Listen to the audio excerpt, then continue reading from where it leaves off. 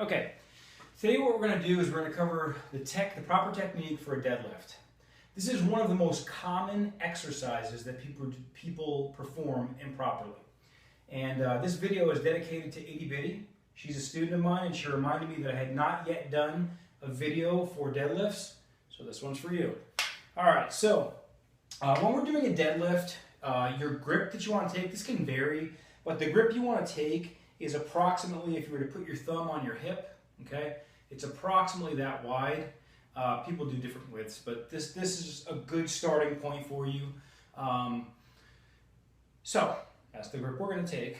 Okay, I'm not going to talk about hook grip for you weightlifters, Olympic lifters, but we're going to just do normal grip or reverse grip. Okay, I'll talk about that. So first we're going to get our grip, all right, and then what we're going to do is we want to keep our core tight, glutes tight. I know you haven't heard that before from me, but essentially what you're going to do is you're going to load your hamstrings, and you've heard that before too if you watched my kettlebell swing video, because again, the biomechanics for the kettlebell swing and the biomechanics for a deadlift are identical. Okay, so what's going to happen, we're going to do a number of things. So we'll go from the floor up. Okay, I'm going to get my feet, I usually go about shoulder width, some people like to go hip width. Either one is fine, wherever you're comfortable. And what I'm going to do is I'm going to screw my feet into the floor, right? Getting that external rotation. So stabilize. Make sure your foot stays on the ground when and there's a slide when you rotate into the floor.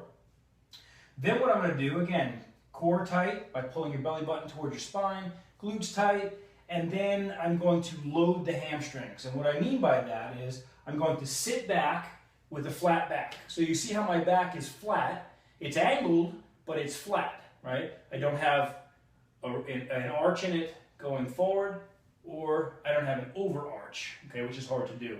But essentially I want to keep my back really, really flat. And something really important, when I come down to a deadlift, let's get our heavy bar, okay. When I come down to a deadlift, I want to keep my shins vertical, okay. A little bit different than stuff we do in Olympic lifting. With a deadlift, especially because we tend to load more weight, we don't want the shins coming forward, okay? That's a recipe for some knee problems. So what I want you to do is I want you to sit back into it, and when you do, when I say load the hamstrings, it's almost like you put tension on a rubber band. So you're gonna load, you're gonna keep your back flat, right? And my shins are gonna stay very, very vertical. So watch my shin. Now they're not perfectly vertical, but they're pretty darn close. And what we're going to do, so we're going to sit down into it, and we're going to extend the hips and squeeze the glutes. We're not going to overarch, okay? We're going to squeeze the glutes and stop at full extension, not over or hyperextension, okay? So some real quick couple things. Common mistakes I see. One of the most common is hyperextension. Another one is exploding up. Never, ever explode up in a deadlift. It's a power lift. Power lifts are not based on speed. They're based on strength, and they're not meant to be explosive.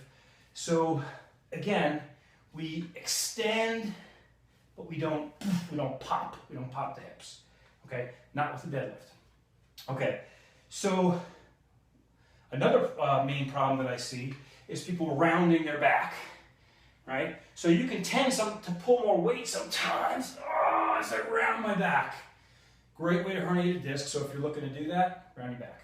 Now, are there powerlifters that are national competitors, that have won national titles, that round their back? Absolutely. Just because it works for them, or just because they can do it, doesn't mean it's healthy, or doesn't mean it's not going to cause problems in the future. So remember, everything I do is based on biomechanics and longevity. I want you to be able to deadlift well into your later years, okay?